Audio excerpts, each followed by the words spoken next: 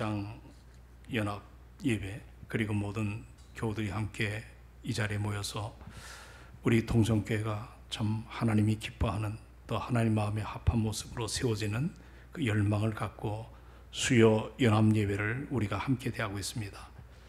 여전히 우리가 하나님의 은혜 앞에 살지만 은혜의 그 진정성을 알지 못한 채 부끄럽게 살 때가 너무 많습니다. 기도 속에도 회개가 없고 삶 속에도 회개가 없고 우리의 여러 가지 모습이 정말 우리 자신도 영적인 아름다움이 점점 쇠퇴해가는 이런 현실을 고백합니다. 이 밤에도 아버지 하나님, 나를 불쌍히 여겨 주옵소서. 나를 불쌍히 여겨 주옵소서. 내 의가 드러나지 않게 하시고 십자가 예수 그리스도 그 사랑을 깨닫고, 이 저녁에도 마가의 여러 목장 지기들이 나오지 못했는데 이분들의 사정과 형편을 주님이 불쌍히 여겨 주셔서 이 자리에 함께 동참하게 하시고, 또 우리 목장들이 이번 계기로 새 힘을 얻게 하셔서 모이기에 힘쓰고 또 전도하는 열망이 타오르기를 원합니다. 이제 다시 시작하는 힘, 바로 은혜라고 하는 주제를 갖고 주 앞에 섭니다. 우리 모두가 부족한 사람들입니다. 불쌍히 여겨주시고 전하는 자나 듣는 자가 말씀 속에 깊이 들어가게 하소서. 은혜 앞에 서는 축복의 밤이 되기를 원합니다. 나오지 못한 여러 분들에게도 동일한 복을 주시고 우리 모두가 이 땅에 머무는 동안에 나그네의 삶 속에서 예수 그리스도의 향기를 바라는 축복의 통로로 삼아 주옵소서. 오늘도 기도하다가 응답이 일어나게 하시고 하나님 기뻐하는 시간이 예배 가운데 일어나기를 원합니다.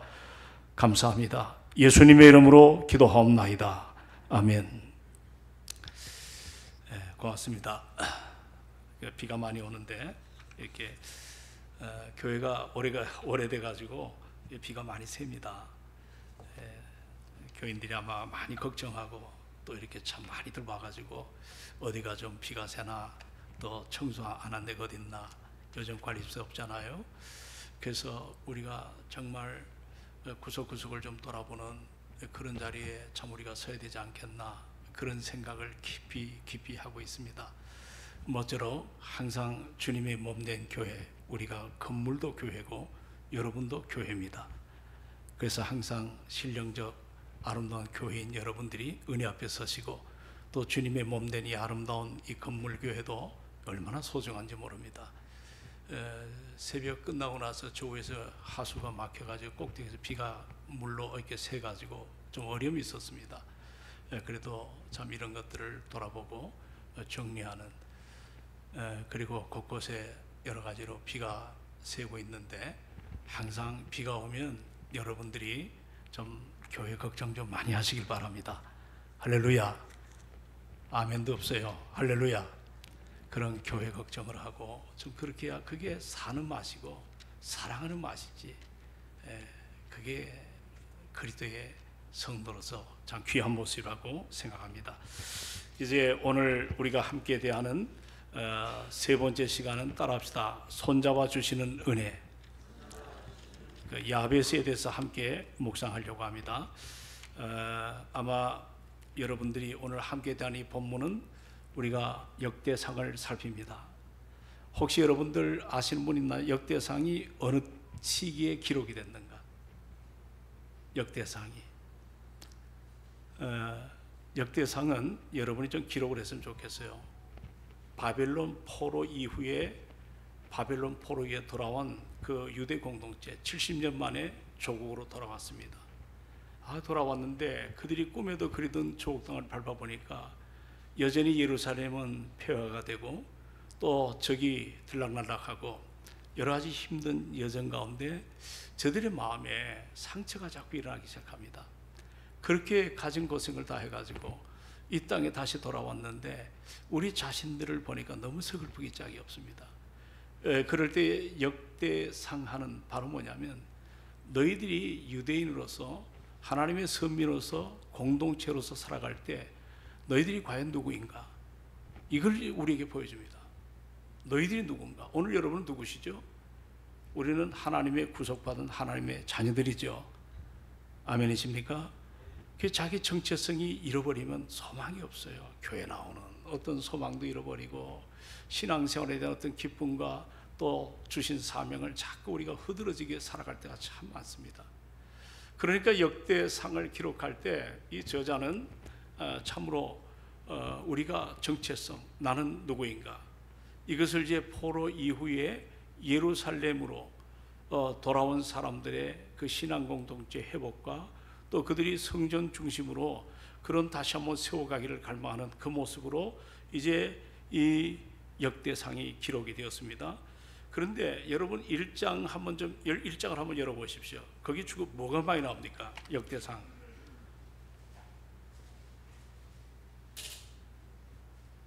자, 1장에 뭐가 많이 나오죠? 요거 제가 항상 누구로 좀 풀어놓아 했는데 뭐가 많이 나오죠? 1장에? 예, 이름들이 굉장히 많이 나오죠. 또 2장을 넘어가 봅시다. 2장도 뭐가 많이 나오죠? 거기도 3장은 거기도 뭐가 많이 나와요? 이름이. 4장은 여러분 이렇게 이런 이름들이 많이 나오면 읽기가 좋습니까? 은혜가 됩니까? 아니면 읽기가 싫습니까? 은혜가 안 됩니까? 예? 그냥 대충 떠넘길 때가 지나칠 때가 많아요, 안 많아요? 참 많습니다. 저도 그렇습니다. 이거를 제가 어림잡아 1장, 2장, 3장, 4장에 나오는 이름을 보니까 한 340여 명의 이름이 등장합니다. 상당히 많죠? 그 이름이 하나하나 기록되는데 유독이 오늘 4장에 들어와서 9절과 10절에 보니까 이 야베스라고 하는 이름에 이게 소개가 가장 길어요. 두 구절로. 그럼 우리는 한번 생각을 해봐야 됩니다. 자, 족보 속에 갑자기 참 우리의 어떤 그 걸음을 멈추는 한 사람, 바로 오늘 본문 우리가 함께 대하는, 한번 따라할까요? 야베스라는 이름이 등장합니다. 그는 어떤 가문의 역사 속에서 특별히 뛰어난 업적을 남긴 그런 장군도 아닙니다. 왕도 아닙니다. 그런데 성경은 야베스를 뭐라고 얘기하냐면 형제보다 어떤 자다? 귀중한 자. 형제보다 어떤 자다? 귀중한 자라고 이렇게 기록을 하고 있습니다. 그 이유가 도대체 뭘까? 오늘 누가 여러분들을 평가할 때 아무개 누구는 아무개 장로님, 아무개 권사님, 그분의 어떤 여러 가지 이야기를 할 때 오늘 야베스처럼 저분은 참 귀중한 분이다, 이렇게 남이 평가할 때 여러분 얼마나 우리가 참 흐뭇하겠습니까? 근데 야베스가 형제보다 귀중한 자라고 기록한 그 이유는 단 하나, 그의 인생은 한마디로 하나님의 은혜의 손에 붙잡힌 인생이었기 때문에 그렇습니다. 오늘 주제가 그렇죠? 하나님의 뭐예요? 자, 아주 씩씩한 소리로, 빚어진 소리로 하지 마시고, 자, 뭐예요? 하나님의 은혜의 손에 붙잡힌 인생입니다. 자, 그럼 오늘 우리는 함께 대할 이 야베스가 누군가? 야베스는 태어날 때부터 아픔을 가진 분이에요. 여기 구절을 다 같이 한번 읽도록 합니다. 시작. 야베스는 그의 형제보다 귀중한 자라. 그의 어머니가 이름하여 이르되 야베스라 하였으니 이는 내가 수고로이 낳았다 함이었더라. 아멘. 여기 보니까 이 야베스는 그 히브리어로 야베츠라고 하는 말인데 고통, 그 슬픔, 이런 그 뜻을 담긴 단어거든요. 이게 왜 야베스의 이름을 이렇게 지어놨을까?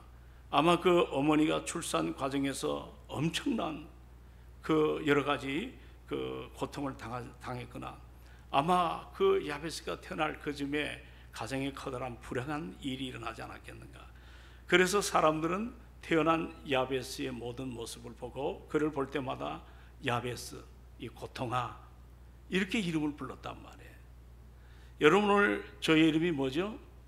안두익입니다. 근데 제가 안고통 목사라고 그렇게 한번 이름을 부르면 교회가 어떻게 돼요?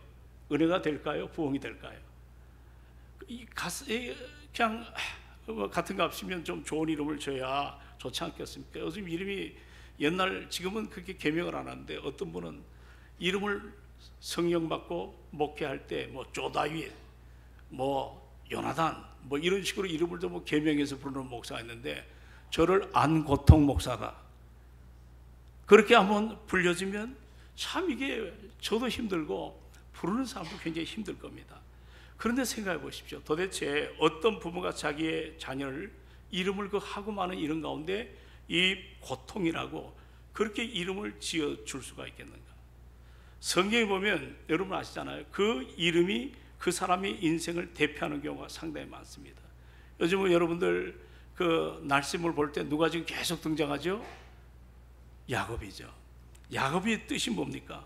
움켜진다는 말이거든요. 자기의 성취, 성공을 위해서라면 남의 모든 것을 붙잡고서라도 그것을 자기 것으로 만들려고 하는 자기 욕망이 강한 자가 야곱이거든요. 그렇게 이름을 줬어요. 근데 그의 한생을 볼 때 하나님의 열심으로 그가 나중에 이스라엘 된 건 사실이지만 오늘도 새벽에 우리 날성 공부하는데 참 야곱이 이제 그 형에서와 만나는 그 장면을 보지 않습니까? 근데 여러분 아시다시피 야곱은 그 이름 글자 그대로 한생을 움켜쥐고 살았던 그런 사람입니다. 우리가 이런 이야기를 하려면 한도 끝도 없습니다. 우리가 구약에 또 여러분 잘 아는 솔로몬이 어떤 뜻이죠? 솔로몬은 샬롬, 무슨 뜻이에요? 평화라는 뜻입니다. 그런 사실 솔로몬의 시대에 보면 한평생 그가 사는 동안에 전쟁이 일어나질 않았어요. 어떻게 보면 요즘 우리말로 말하면 팔자 좋은 인생을 살다 간 그런 사람입니다. 이름이 그만큼 우리의 삶 속에 중요합니다.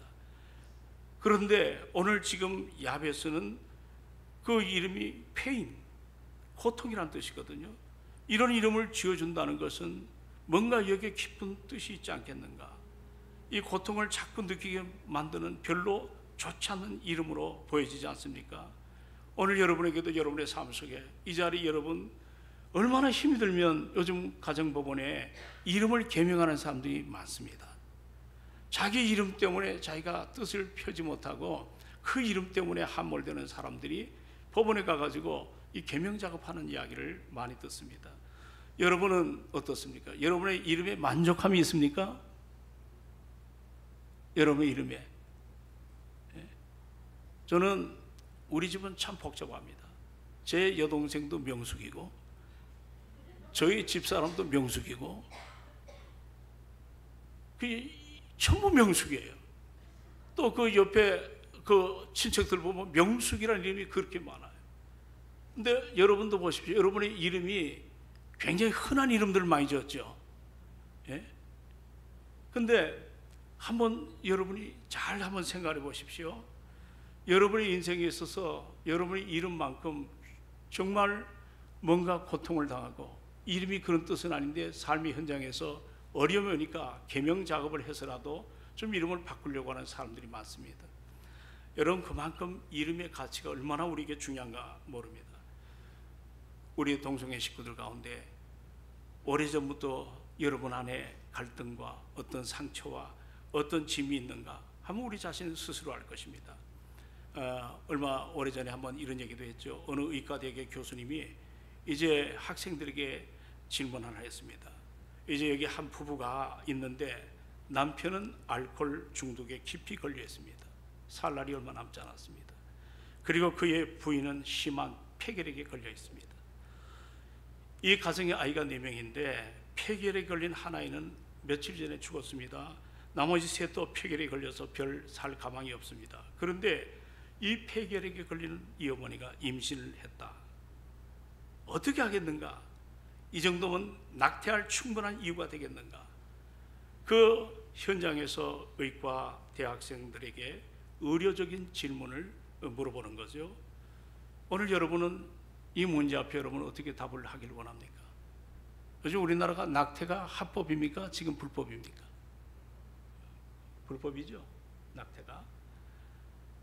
그런데 이렇게 계속해서 이렇게 어려움을 당할 때 여러분은 그걸 떠나가지고 또 임신한 아이가 태어나면 뻔한데 하면 여러분은 마음속에 어떤 생각을 갖습니까? 의사 입장에서 이제 한번 물어본 겁니다. 교수가. 그럴 때 한 학생이 일어나서 대답을 합니다. 당연히 낙태를 해야죠. 그렇게 답을 했습니다. 그러자 교수가 그 학생에게 뭐라고 얘기했냐면 자네는 방금 베토벤을 죽였네. 베토벤을 죽였다는 겁니다. 아버지는 알코올 중독자였고 어머니는 폐결핵 중증인입니다. 형제 중에 하나는 태어나기 전에 이미 죽었습니다. 나머지 셋도 살 가망이 없는데 그 상황에서 이 어머니가 임신한 아이가 바로 배트맨입니다. 우리가 살아가면서 그렇습니다. 인간이 보기에는 더 이상 어찌할 수 없는 절망적인 상황이라 해가지고 우리가 그 사람을 함부로 판단하거나 우리가 참 결정할 때가 참 많지 않습니까? 그러나 우리 인생은 우리가 보는 것처럼 그렇게 단순하지가 않아요. 우리 인생이 단순하지가 않습니다. 그렇게 간단하지가 않습니다. 하나님께서 오늘도 이 세상을 정말 오묘하게 운행을 하고 계시거든요. 우리가 본문에 살펴보는 야베스, 그 이름은 고통이었지만 하나님은 당신의 손으로 그의 인생을 붙잡고 그의 삶을 새롭게 이끌어가는 것을 보게 됩니다. 그래서 고통으로 출생한 이 야베스가 성경에 보니까 그의 형제보다도 어떤 자라고 말씀하죠? 귀중한 자라고 표현합니다. 여기 귀중한 자라는 말은 단순히 성품이 좋다는 정도가 아닙니다. 우리 하나님의 시선으로 바라볼 때 존귀한 자라는 의미입니다. 하나님의 시선으로.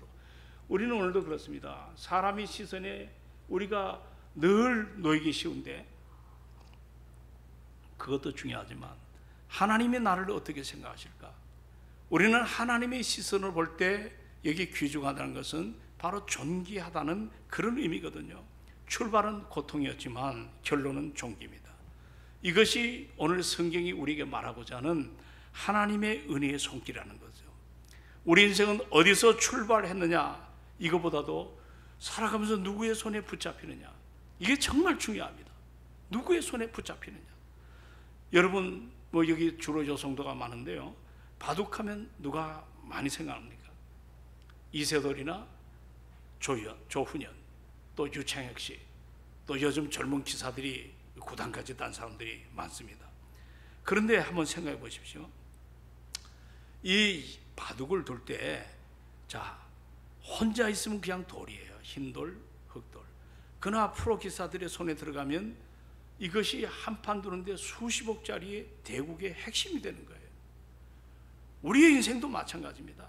내 힘으로 내 모습 볼 때 작은 돌에 불과하지만 하나님의 손에 붙잡힘을 당할 때 우리는 존귀한 인생이 된다는 이 사실을, 오늘 저녁에 우리가 나이가 들고 어떤 형편의 상황이 밝혀지지 않고 늘 그런 여러 가지 미래가 없다 할지라도 오늘 예배의 자리에 내 인생이 하나님이 만져주시면 내 삶이 달라진다는 것을 확신하시기를 주의 이름으로 축원합니다. 이 은혜가 우리에게 굉장히 중요한 거예요. 여기 10절에 보니까 이제 그 야베스가 이처럼 출생의 고통의 가정에서 오늘 하나님의 관점에서 참 존귀한 자로 부름받았을 때 그가 어떻게 해서 이런 아름다운 모습으로 그렇게 모든 사람들에게 참으로 은혜 앞에 서게 되었는가. 여기 10절은 그분의 기도입니다. 저는 오늘 여러분도 기도 한 편을 잘 준비하시기 바랍니다. 지난번에 우리 이대용 청년을 위해서 대표 기도를 했습니다. 제가 오랫동안 목양하면서 그렇게 정말 진정한 기도를 만나본 것이 참 미안합니다. 여러분 오늘도 이인숙 권사님 기도 깊이 하셨는데 그가 그 기도는 제가 그 청년의 상황을 알기 때문에 저한테 카톡에 큰 기다란 글이 쓰여 있었습니다.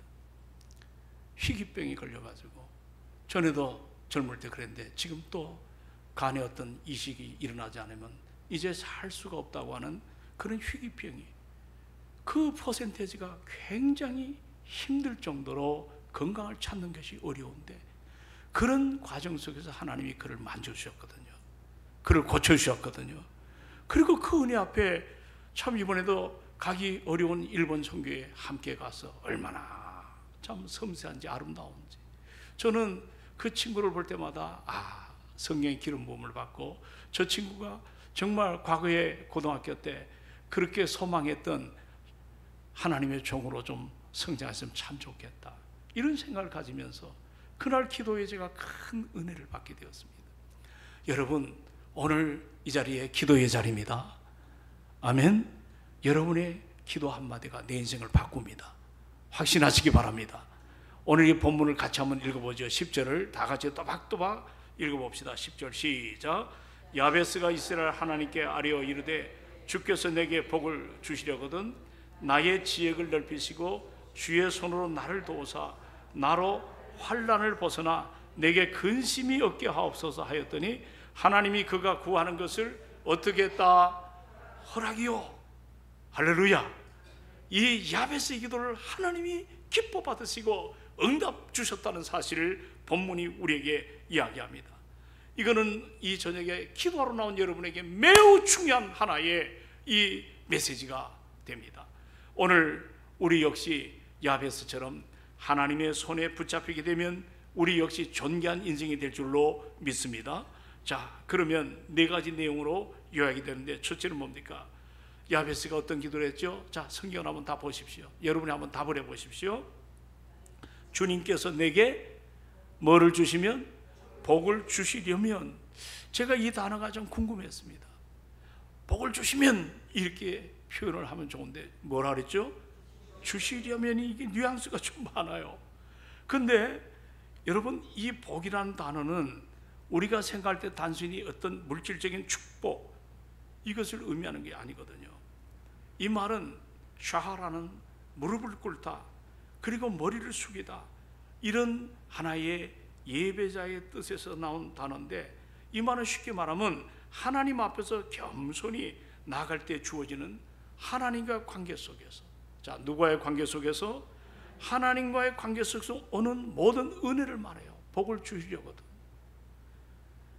우리가 은혜 받아야 될 줄로 믿습니다. 그 은혜 앞에 서기를 주의 이름으로 축원합니다. 단순히 좋은 일이 생긴 것을 넘어 하나님과의 깊은 교제를 통해 얻는 평안, 영적인 풍요로움, 그리고 삶의 전반적으로 우리의 삶에 하나님의 은혜를 우리가 구하는 이 삶이 얼마나 중요합니까?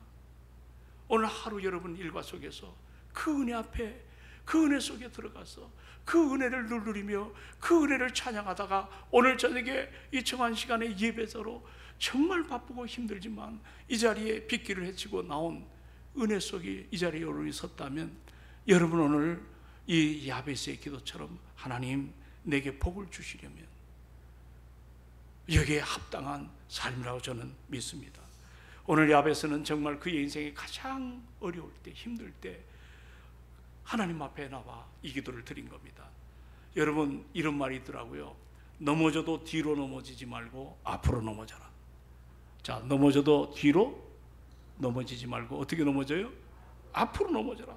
그래야 돈이라도 줍지 않겠습니까? 앞으로 콕 넘어지면. 예. 우리가 넘어져도 하나님 앞으로 넘어지기를 주의 이름으로 부탁합니다. 하나님 앞으로 좀 넘어집시다. 그래야 하나님 도움을 받는 거예요. 아무 도움을 구할 수 없었던 야베스는 이제 하나님을 찾아갑니다. 그리고 하나님 앞에 엎드려서 나를 좀 불쌍히 여겨달라. 여러분이 대표 기도에 나를 좀 불쌍히 해달라, 이 기도가 필요할 줄로 믿습니다. 나를 좀 불쌍히 해달라. 내 의의는 아무 소용도 없다고. 바리새인이 여러분 누가복음에 보니까 높이 성전을 나가가지고 나는 이렇게 살았다고, 나는 저 사람과 같지 않다고, 뭐 이런 식의 기도는 하나님이 기뻐 받으시지 않습니다. 정말 내가 하나님 앞에 진실하게 내가 거짓되고 부패되고 세상적이었던 것들을 십자가 앞에 겸손하게 내놓고 나를 불쌍히 여겨 주시옵소서. 하나님은 그 기도를 더 기뻐 받으시는 것을 우리가 잊지 않기를 주의 이름으로 부탁합니다. 여러분, 그렇게 하나님 앞에 나와 정말 중심을 가지고 나오는 자를 하나님이 외면하지 않습니다. 자, 묻습니다. 누가 하나님의 은혜를 받죠? 누가 하나님의 은혜를 받죠? 하나님을 찾아온 사람, 하나님 앞에 엎드리는 사람, 그리고 하나님 앞에 넘어져서 나를 좀 불쌍히 여겨달라 기도하는 사람에게 여러분 은혜를 부어주십니다. 저는 이 밤에 참 여러분, 우리 하나님께서 여러분을 기뻐 받으시는 산제물로 우리의 삶이 드려지기를 주의 이름으로 축원합니다. 그리고 기도할 때 히브리서 4장을 한번 다 펴보십시오. 4장에 보면 16절에 나와 있습니다. 다 한번 읽어보십시오.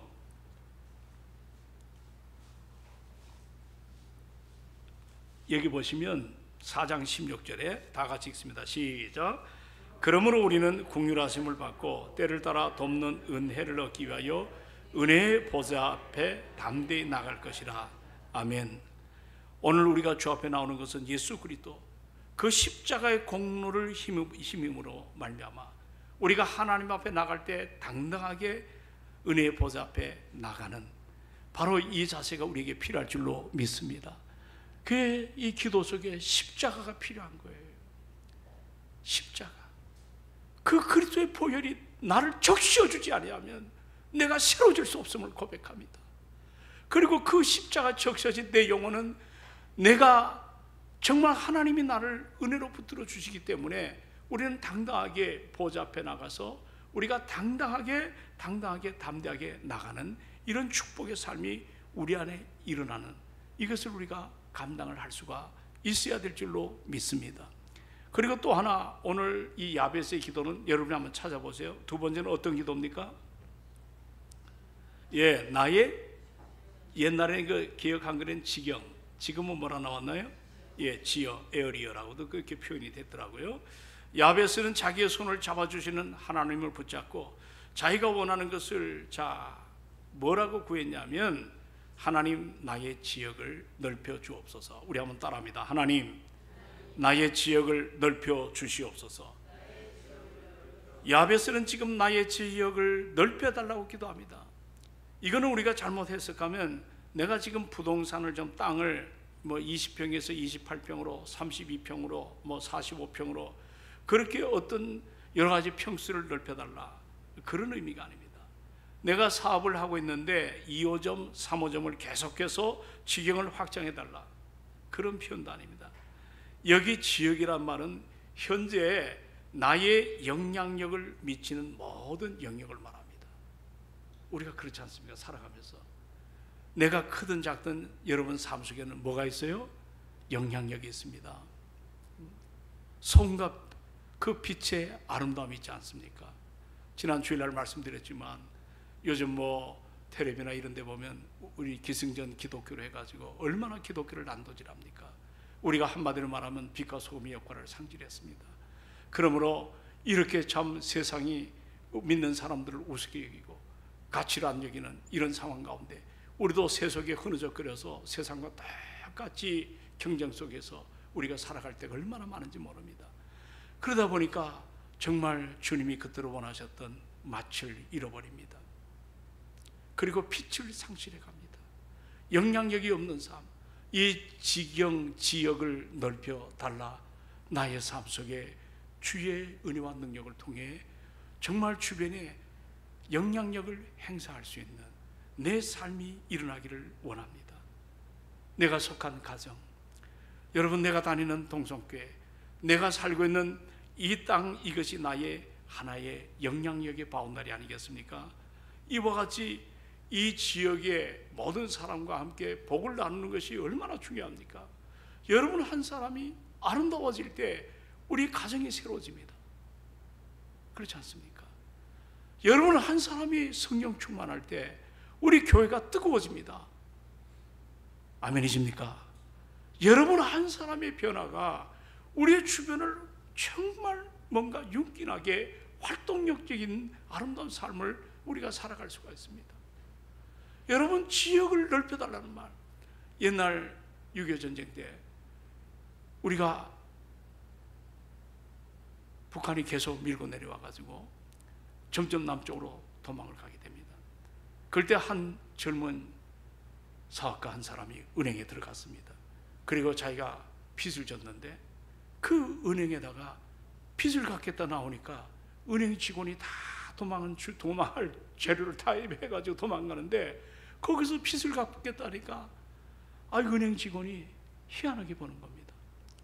근데 이 사업가는 끝까지 은행에 빚을 갚겠다, 그게 마지못해 가지고 그 돈을 받았는데, 이제 이분이 생각할 때 그러면 받았다고 하는 영수증 하나라도 좀 써달라.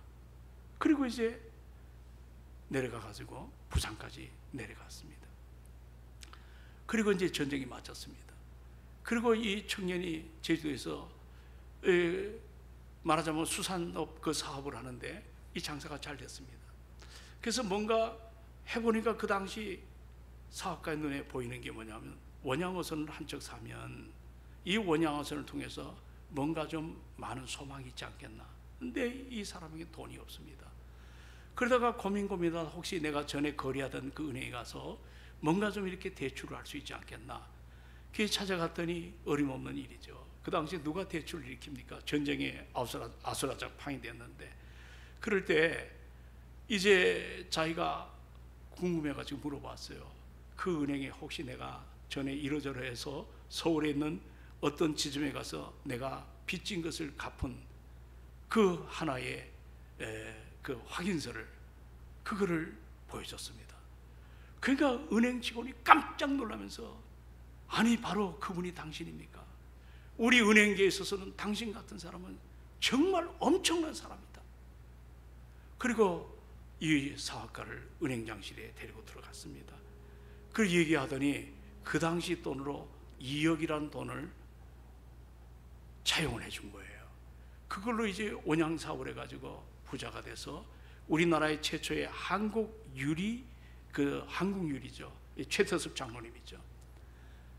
바로 그분이 전쟁통에 다들 뭐 어떻게 살려고 하다 보니까 원치 않는 일들이 많은데 그 와중에도 빚을 갚으려고 하는, 그리고 그 빚을 갚고, 그리고 세월이 지났지만 그가 그걸 확인하기 위해서 은행에 갔다가 이야기를 듣고 그 은행에서 뒤집어진 거죠. 이런 정직한 사람이라면 돈을 얼마든지 빌려줄 수가 있다. 그래서 회사가 탄생했습니다. 오늘 사랑하는 여러분, 이 지경을 넓혀달라, 이 지역을 넓혀달라는 것은 내 삶에 예수 그리스도의 향기가 아름답게 드러나는, 정말 내 삶을 통해서 주의 영광이 드러나는, 우리 동성교회가 여기에 지역적으로 자양동에 있습니다. 우리 교회가 자양동에만 머물지 말고 이 광진구를 벗어나서, 이 서울을 벗어나서 정말 5대양 6대주의 복음의 지경을 넓히는 이 일을 우리가 감당해야 될 줄로 믿습니다.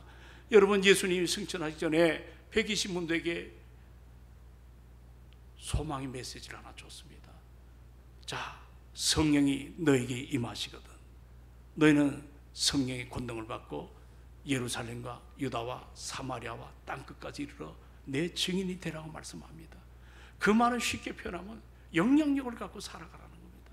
나는 우리 동성교회가 55년 숫자로 우리가 이걸 진단하지 말고, 오늘 모인 우리 한 사람 한 사람이 내 사업장에서, 내 가정에서, 내 학교에서, 여러분을 관계된 여러 환경에서 내가 선한 영향력을 행사하고 그렇게 살아가기를 원하는가.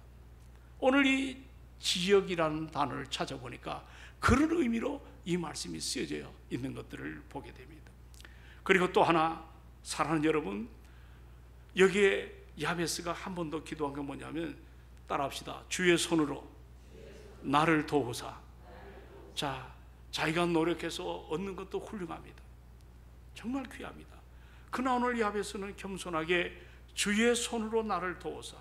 이 손이란 말은 성경에 보면 하나님의 능력, 하나님의 권세, 하나님의 보호를 말합니다. 성경에서 우리 하나님의 손은 언제나 역사를 주관하시고 당신의 택한 백성에게 부어주시는 능력의 상징을 우리에게 보여줄 때 주의 손, 주의 오른손으로 표현합니다. 여러분 아시다시피 예루살렘에 환란이 일어났습니다. 더 이상 살 현장이 아닙니다. 모든 사람이 흩어진 나그네로 이제 그 자기 고향과 직업과 모든 걸 내려놓고 멀리 도망가지 않습니까? 그리고 일단의 사람들이 안디옥에 들어갔습니다. 그 안디옥에 놀라운 부흥이 일어났어요.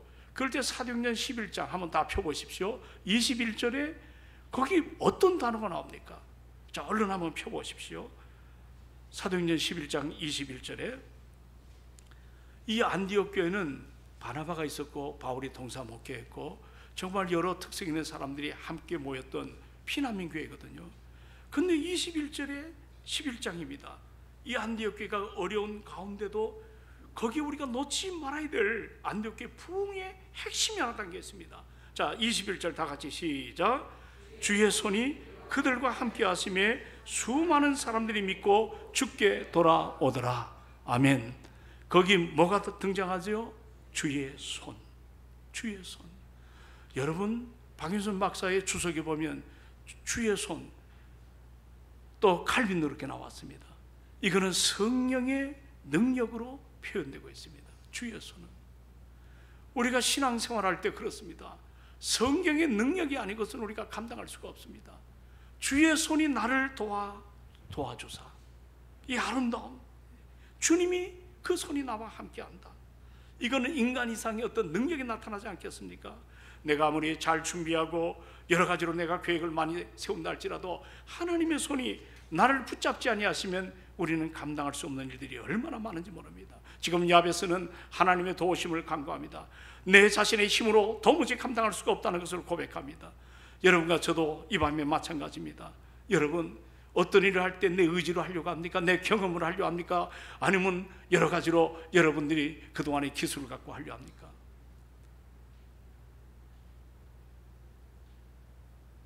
우리가 하나님 앞에 이제는 새로운 영적인 자세를 가져야 됩니다.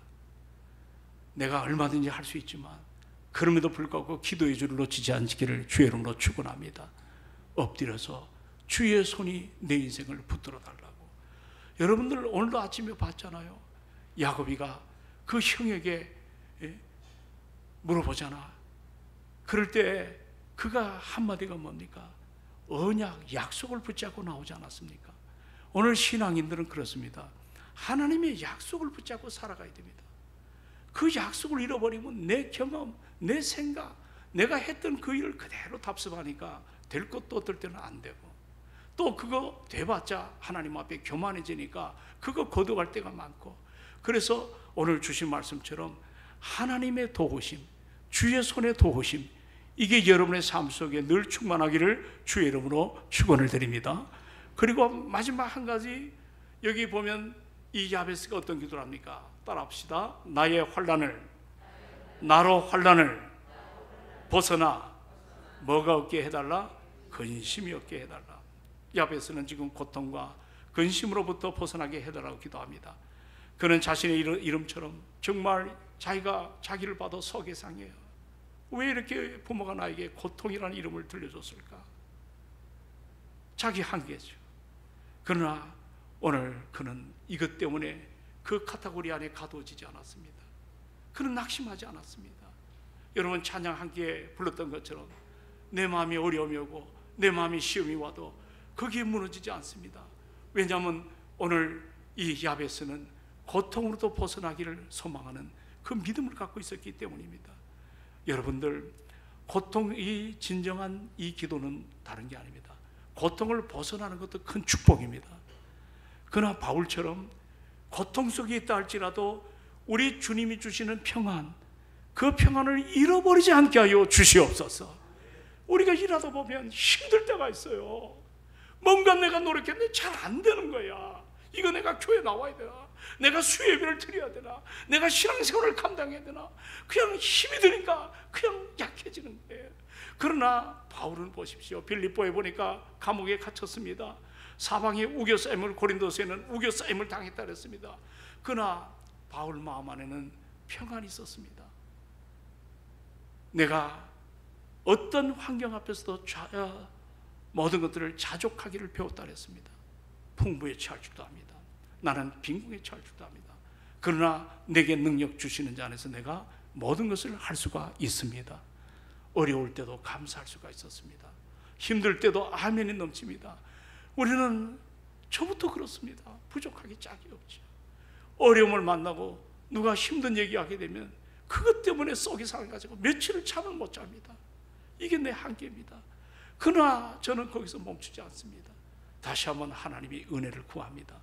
그리고 내가 목사로서 내가 해야 될 사명으로 있고 내가 이 일을 감당해야 될 여러 가지 일들이 있기 때문에 오늘 어려움 속에서도 내 안에 염려가 일어나지 않게 해달라. 힘듦이 일어나지 않게 해달라. 내 안에 오히려 하나님 주시는 평안으로 이 환난에서, 이 어려움에서 잘 극복할 수 있도록 은혜를 달라고 구합니다. 부족한 나도 그런 고백합니다. 여러분, 어려움을 겪고 있나요? 힘듦이 있나요? 거기에 눌려가지고 함몰돼가지고 하는 것도 주저앉거나 여러 가지 희망이 없는 것처럼 단절된 인생으로 우리 살아가지 않기를 부탁합니다.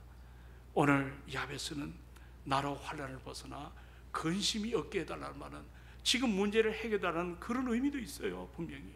그러나 그런 여러 가지 아직 응답이 없고 힘듦이 있다 할지라도 내 안에 하나님이 주시는 평안과 하나님이 주시는 능력으로 내 인생을 늘 새롭게 해달라고 하는, 그럴 때 우리가 이 험한 세상을 이겨나갈 수 있는 소망이 있지 않겠습니까? 오늘 여러분 이 본문에 보면 마지막에 뭐라고 나왔습니까? 하나님이, 다 같이 크게 읽습니다. 시작. 하나님이 그가 구하는 것을 허락하셨더라. 여러분 밑줄 좀 쳐봐야 돼요. 하나님이 야베스가 구한 것을 허락이요, 이건 그냥 오케이 하셨다는 말이 아닙니다. 하나님께서 기쁨으로 그의 모든 문제를 받아내시고 가장 아름다움으로 가장 최상의 것으로 그 어떤 환경에 지배당하지 않는 하나님의 평강으로 우리를 이끌어 가심을 여러분이 잊지 않기를 주의 이름으로 부탁합니다. 그래서 우리는 이 본문을 빌립보서하고 좀 연관짓고 마치겠습니다. 빌립보 4장을 다 한번 펴보십시오. 우리가 신약성경의 빌립보서 4장 6절로 보시면, 자 6절로부터 7절 2절입니다. 자, 우리 한번 큰 소리로 이 말씀을 붙드십시다. 6절로 7절 시작. 아무것도 염려하지 말고 다만 모든 일에 기도와 간구로 너희 구할 것을 감사함으로 하나님께 아뢰라. 7절. 그리하면 모든 지각에 뛰어난 하나님의 평강이 그리스도 예수 안에서 너희 마음과 생각을 지키시리라. 아멘. 아멘. 사랑하는 여러분, 오늘 이 기도 아무것도 염려하지 마라. 다만 모든 것을, 모든 일에 기도하라는 겁니다. 간구하라는 겁니다. 지금 너에게 구할 것을 감사함으로 하나님께 아뢰라는 겁니다. 왜 그렇게 기도 열심히 하던 분이 어느 날 온열에 그 나무가 아름답게 파란 푸른 짙은 것으로 그렇게 아름답게 자라다가 어느 순간에 시들해지는 이유가 뭡니까? 바로 여러분이 기도하지 않고 있다는 증거입니다. 이제는 하나님과 친해지시길 바랍니다. 그게 기도입니다. 하나님과 깊은 교제. 오히려 잘 될수록 더 하나님 앞에 가까이 나가십시오. 힘들 때도 여러분 균형 있는 삶으로 믿음의 주가 되시며 나를 온전하게 하신 예수 그리스도, 그 주님을 바라보며 기도하는 끈을 놓치지 않기를 주의 이름으로 축원을 드립니다. 오늘 야베스가 왜 이렇게 아름다운지 아세요? 주의 손이, 하나님의 손이죠, 야베스를 붙들고 있었습니다. 나는 오늘 이 저녁에 우리가 하나님이 은혜 앞에 선 주의 백성들로 하나님의 손이 나를 붙들어 주시기를 소망합니다. 여러분 넘어져도 따라합시다. 넘어져도 하나님 앞으로 넘어집시다. 자, 넘어져도 누구 앞으로? 하나님 앞으로. 급하다고 아무 손이나 기대고 도와달라고 하지 말고 여러분을 향해 내민 하나님의 손을 붙잡기를 부탁을 드립니다. 그리고 가장 여러분에게 절박한 그 문제를 하나님 앞에 숨김없이 아뢰고 그것을 구하시기를 바랍니다. 그리고 그 응답이 다시 환난과 근심이 되지 않기를 여러분이 기도하기를 주의 이름으로 축원합니다. 여러분, 성경은 내 약점을 드러내는 것을 기뻐합니다. 그게 겸손이거든요. 감추려고 하지 말고 내 자신의 연약함을 솔직하게, 내가 이것 때문에 지쳤어요. 지난주 우리 김혁 장로님 주일 저녁에 지쳐서 쓰러졌어요. 더 이상 일어서기 힘들어요. 하나님, 나의 하나님, 나를 좀 붙들어 달라고 하는 그 고백의 찬양을 여기서 튜닝할 때 하는 걸 들어봤습니다. 지쳐서 쓰러졌어요. 요즘 쓰러진 사람들이 얼마나 많은지 모릅니다. 오늘 이 저녁에 이 야베스의 기도를 좀 통째로 배우시고 이 은혜 앞에 우리가 다시 한번 이 목장 연합 예배 때 하나님의 은혜 앞에 우리가 서는 이런 기쁨과 이런 감사와 이런 즐거움이 우리 안에 충만하기를 주의 이름으로 축원합니다. 우리 한번 이 시간에 함께 기도합시다. 우리 하나님은 우리의 기도 제목을 허락하시는 분이에요. 기도 제목.